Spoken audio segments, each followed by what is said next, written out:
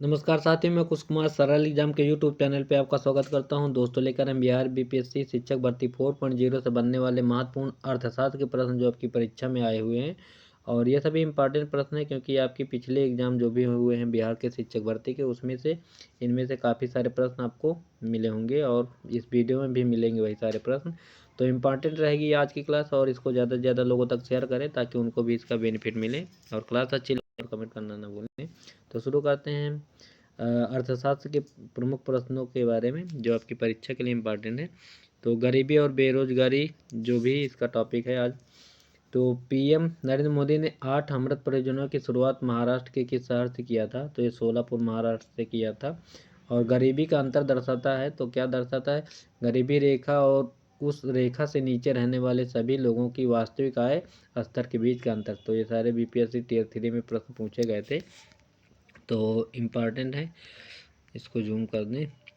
भारत में गरीबी रेखा के मापन के लिए गठित समितियों को सही क्रम में गठन की तिथि से लगाएं। तो अलग समिति पहले बनी, फिर लकड़ावाला समिति बनी, फिर तेंदुलकर समिति और फिर रंगराजन समिति बनाई गई थी। और गैर कृषि गतिविधियों में बिहार की अर्थव्यवस्था का क्षेत्र पुरुष श्रमिकों को अधिकतम रोजगार प्रदान करता है, तो निर्माण है। और गरीबी रेखा के बारे में कथन सत्य कौन सा है?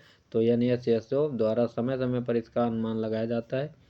और भारत में स्वीकृत औसत कैलोरी आवश्यकता ग्रामीण क्षेत्रों में प्रति व्यक्ति प्रतिदिन 2400 कैलोरी है और इसका अनुमान आमतौर पर हर 5 साल में लगाया जाता है। ठीक, आगे बात करें ऐसे व्यक्ति जिसके पास नौकरी नहीं है और स्पष्ट रूप से बेरोजगार के विपरीत अल्परोजगारी जो छिपा हुआ हो, तो क्या कहते हैं उनको? प्रच्छन्न रोजगारी, बेरोजगारी कहते हैं कि पढ़े लिखे लोग, जैसे वर्तमान कंडीशन देख रहे हो।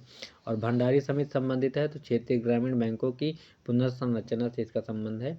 अगला प्रश्न है राष्ट्रीय पेंशन योजना एनपीएस से संबंधित सही कथन कौन सा है? तो एनपीएस को पेंशन फंड नियामक और विकास प्राधिकरण द्वारा विनियमित किया जाता है। अगला प्रश्न है वह संस्था जो भारत के फर्मों में चौथी तिमाही में लाभ की वृद्धि दर में कमी की पुष्टि करता है, तो आरबीआई है वो।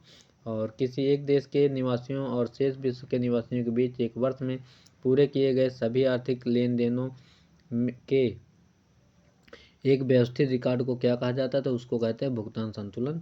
और सभी उपभोक्ताओं की मांग को एक साथ वस्तु के मूल्य के विभिन्न स्तरों पर शामिल करता है, तो बाजार मांग करता है। ठीक, अगला प्रश्न है एक गोल्डीलॉक्स अर्थव्यवस्था को दर्शाया गया है, तो निम्नस्फीति स्थिर आर्थिक विकास द्वारा। ठीक, अगला प्रश्न है गिल्ट एज्ड बाजार से तात्पर्य है, तो सरकारी प्रतिभूतियों के बाजार का। ठीक, और भारत का पहला राज्य जिसने विशेष कृषि क्षेत्र SAZ स्थापित करने हेतु तो एक पॉलिसी लॉन्च की, तो उसको राज्य का नाम है उत्तराखंड।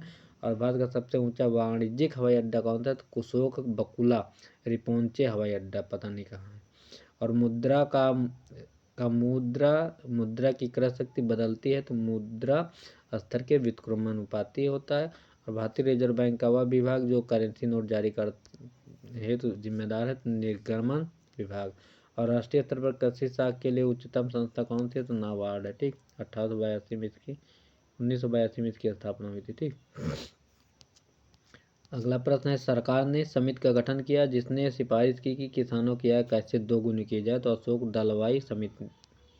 और भारत में 2026 तक किसानों को आय दोगुनी करने का लक्ष्य बताया गया है।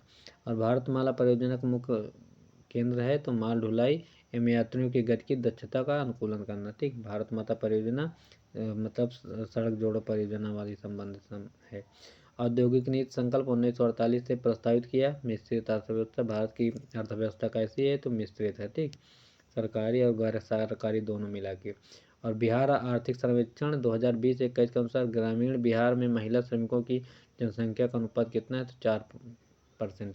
और कृषि एवं वह प्रविधि जो भारत में चाय, कॉफी और रबड़ के उत्पादन के लिए अपनाई जाती है, तो उसे बोलते हैं वाणिज्यिक। सुकन्या समृद्धि योजना इसका है, तो बालिकाओं के लिए एक छोटी बचत योजना है। इसमें मतलब खाते खुलवा के पैसा जमा किए जाते हैं। और वह राज्य जिसमें मान्यता प्राप्त स्टार्टअप का प्रतिशत सर्वाधिक है, तो महाराष्ट्र है।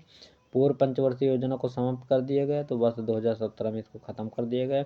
व्यापक तौर पर राष्ट्रीय अर्थव्यवस्था 3 क्षेत्रों में बांटी होती है। तृतीय क्षेत्र को किस नाम से जाना जाता है? उससे कहते हैं सेवा क्षेत्र। ठीक, सबसे ज़्यादा इसी में श्रमिक लगे रहते हैं। और कुल जनसंख्या से विभाजित देश की कुल आय औसत आय है जिसे कहा जाता है प्रति व्यक्ति आय कहते हैं उसको। और वह भारतीय अर्थशास्त्री जिसको स्पेन के शीर्ष प्रिंसेस ऑफ आस्टूरियस पुरस्कार 2021 से सम्मानित किया गया, अमर्त्य सेन इनको कहते हैं, ठीक। और इनको नोबेल पुरस्कार मिला था अर्थशास्त्र का। प्रधानमंत्री किसान सम्मान निधि योजना कब शुरू हुई? तो 24 फरवरी 2019 को शुरू हुई थी। और ये कहाँ से शुरू हुआ? तो झारखंड से। भारत में रेल बजट को आम बजट में कब मिलाया गया? तो रेल बजट को 2017 में मिला दिया गया। आगे है मिलान करने के लिए सरकारी आयोग का संबंध किससे है? तो केंद्र एवं राज्य के बीच संबंध से है। श्री रंगराजन समिति है तो गरीबी की माप की कार्यप्रणाली की समीक्षा करने के लिए। पारेख समिति है इंफ्रास्ट्रक्चर फाइनेंशियल के लिए। और नरसिम्हन समिति बैंकिंग से। और भारत में चावल उत्पादन राज्यों का सही आरोही क्रम है तो इसमें सबसे ज़्यादा चावल का कटोरा आंध्र प्रदेश, पंजाब है, उत्तर प्रदेश और पश्चिम बंगाल है। आर्थिक विकास का सबसे अच्छा सूचकांक प्रदान किया जा सकता है तो प्रति व्यक्ति वास्तविक प्रतिवर्ष प्रति व्यक्ति वास्तविक आय में वृद्धि दर से द्वारा। स्वच्छ भारत मिशन ग्रामीण के द्वितीय चरण को समय अवधि के दौरान लागू किया गया तो ये 2020-21 से 2024-25 में लागू किया गया था। और हाल के केंद्रीय बजट में एफएम ने बीमा क्षेत्र में प्रत्यक्ष विदेशी निवेश एफडीआई की सीमा को वर्तमान से बढ़ाकर कितना कर दिया? तो 74%। और सीपीईसी प्रोजेक्ट है तो चीन पाकिस्तान आर्थिक गलियारा है। आय की असमानता मापी जाती है तो गिनी लॉरेंज अनुपात के द्वारा। और तेल के संकट के कारण अधिकांशतया विकास देशों ने समस्या का सामना किया तो मुद्रास्फीति जनित मंदी से। और नेफेड है तो नेफेड एक सहकारी संगठन है। अंतरिम चलनिधि समायोजन सुविधा ILAF को सुझाया तो नरसिंहन समिति ने इसको सुझाया था। और विशेष आर्थिक क्षेत्र अत्यधिक सफल प्रयोग की लाइन पर आधारित थे तो चाइनीज। और विश्व व्यापार संगठन में भारत सम्मिलित हुआ 1995 में। और संशोधित मूल वृद्धि कर मॉडरेट संबंधित है तो उत्पादन कर से इसका संबंध है। और मेक इन इंडिया वैश्विक पहल का प्रवर्तन क्या है? तो 25 सितंबर 2014 को। और नाबार्ड कृषि एवं ग्रामीण विकास हेतु राष्ट्रीय बैंक का लक्ष्य क्या है? तो ग्रामीण साख है। अगला है भारतीय छठी पंचवर्षीय योजना नई अवधि के संबंधित है तो 1980 से 85 में। और भारत में तृतीय पंचवर्षीय योजना तथा चौथी पंचवर्षीय योजना में अंतराल है तो 3 वर्ष होगा। और prevention of money laundering act प्रभावी हुआ 2005 से। मुख्य रूप से सामान्य मानव विकास सूचकांक में सम्मिलित हैं जो जीवन प्रत्याशा, प्रति व्यक्ति आय और साक्षरता। और भारत की नई औद्योगिक नीति 1991 आधारित है तो उदारवादिता पर, निजीकरण पर और वैश्विकीकरण पर। अगला है ट्राइसेम ग्रामीण युवा के स्वरोजगार हेतु प्रशिक्षण योजना का कार्यक्रम है तो ग्रामीण विकास का। और भारत में पहली औद्योगिक नीति जारी हुई थी 6 अप्रैल 1948 को।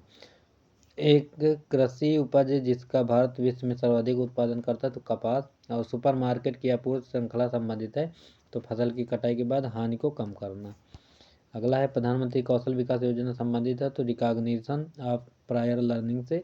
और मुद्रा योजना संबंधित है तो सिडबी के द्वारा। नीली क्रांति मिशन संबंधित है तो 2020 तक तिगुना मछली उत्पादन। और भारत में सामुदायिक विकास कार्यक्रम कब प्रारंभ हुआ? तो 2 अक्टूबर 1952 को। और प्रकार की कृषि में किसान और उसका परिवार केवल अपने लिए एक स्थानीय बाजार के लिए अनाज का उत्पादन करता है तो जीवन निर्वाह खेती है। अगला प्रश्न है डिजिटल भुगतान को बढ़ावा देने हेतु आरबीआई द्वारा स्थापित 500 करोड़ के भुगतान स्थापना विकास कोष में आरबीआई का अंशदान है तो 250 करोड़। और भारत में सरकार का वित्तीय वर्ष चलता है तो 1 अप्रैल से 31 मार्च तक। आगे मिलान करने वाले हैं प्रमुख फसलें और उनसे उत्पादक राज्य। तो जूट का सबसे ज़्यादा उत्पादन होता है पश्चिम बंगाल में, चाय असम में, गन्ना उत्तर प्रदेश और रबड़ केरल में होता है, ठीक। तो ये थे आज के हमारे कुछ महत्वपूर्ण प्रश्न अर्थशास्त्र से संबंधित जो आपकी परीक्षाएं में आए हुए हैं और आगे भी आने की संभावना है। तो कल बात करें नेक्स्ट वीडियो में इससे भी संबंधित और भी प्रश्न जो बाकी हैं उसके लिए कल के वीडियो को देखना ना भूलें। बाय सभी को। क्लास अच्छी लगे तो लाइक और कमेंट करना ना भूलें। Thank you.